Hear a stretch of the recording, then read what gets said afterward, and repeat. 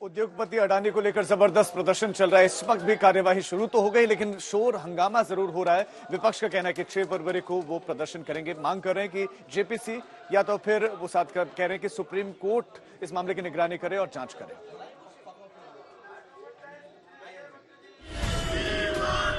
माननीय सदस्यगण, प्रश्नकाल बहुत महत्वपूर्ण समय होता है। संसद के दोनों सदनों की कार्यवाही ठप है और हंगामा जारी। विपक्ष अडानी मसले पर सरकार को लगातार घेर रहा है और जेपीसी या फिर सुप्रीम कोर्ट की निगरानी में जांच की मांग पर अड़ा है। उधर सरकार विपक्ष को नसीहत दे रही है कि राष्ट्रपति के अभिभाषण चर्चा में रुकावट ठीक नहीं।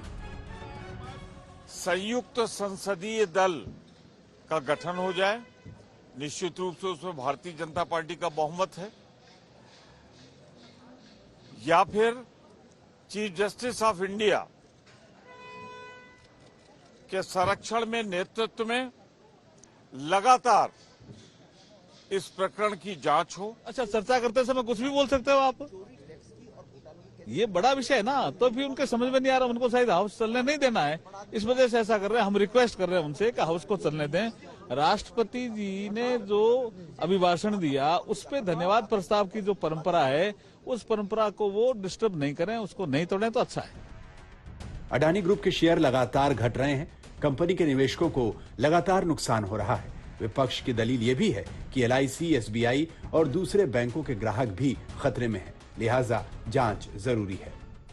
ये भ्रष्टाचार इस देश की जनता को लूटने का भ्रष्टाचार है। आज देश के करोड़ों लोगों का पैसा एलआईसी में डूब रहा है। आज देश के करोड़ों लोगों का पैसा एसबीआई में डूब रहा है। आज देश के करोड़ों लोगों का पैसा सरकारी बैंकों में डूब रहा है और सरकार खामोश है। पार्लियामेंट के अंदर हम लोग 267 का नोटिस देते हैं, कोई चर्चा कराने के लिए तैयार नहीं। जेपीसी की डिमांड करते हैं, सुप्रीम कोर्ट मॉनिटर्ड इंक्वायरी की डिमांड करते हैं, सरकार तैयार नहीं। क्यों? कि किसी तरीके मौजूदा सरकार को ब्लेम किया जाए।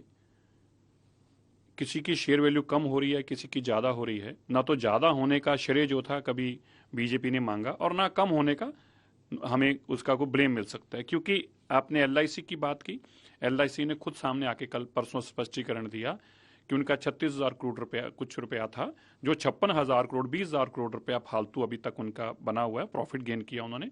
आज भी उनके शेयर की वैल्यू कोई 56,000 करोड़ के आसपास है, विच इज ऑलमोस्ट डबल के आसपास है।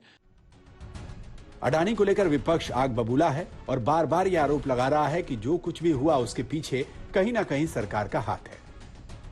लाखों करोड़ दे दिया जाता है एक दिन में, दस्तखत हुए, कर्ज मिल गया।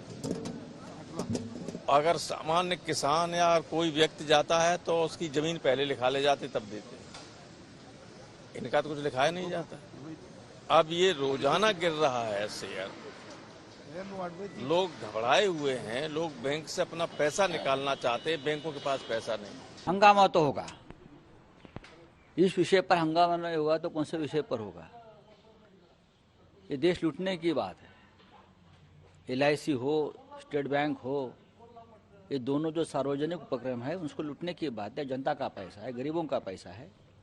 बाकी वो कंपनी क्या करती है मुझे मालूम नहीं, लेकिन जब एलआईसी का और स्टेट बैंक ऑफ इंडिया का विषय आता है तो हम जरूर हंगामा करेंगे। लगातार दूसरा दिन है जब विपक्षी पार्टियों ने संसद की कार्रवाई नहीं चलने दी। लगातार 2 दिनों से कार्यवाही की शुरुआत होते ही कांग्रेस की अगुवाई में 13 विपक्षी पार्टियों के फ्लोर लीडर्स मीटिंग करते हैं। उस मीटिंग में सरकार को घेरने की रणनीति तय हो जाती है। अब कांग्रेस 6 फरवरी को देश के अलग अलग शहरों में एलआईसी और एसबीआई के ब्रांचों के बाहर विरोध प्रदर्शन करने का ऐलान कर चुकी है। Is decided to have a national-wide agitation on Monday throughout the district of this nation.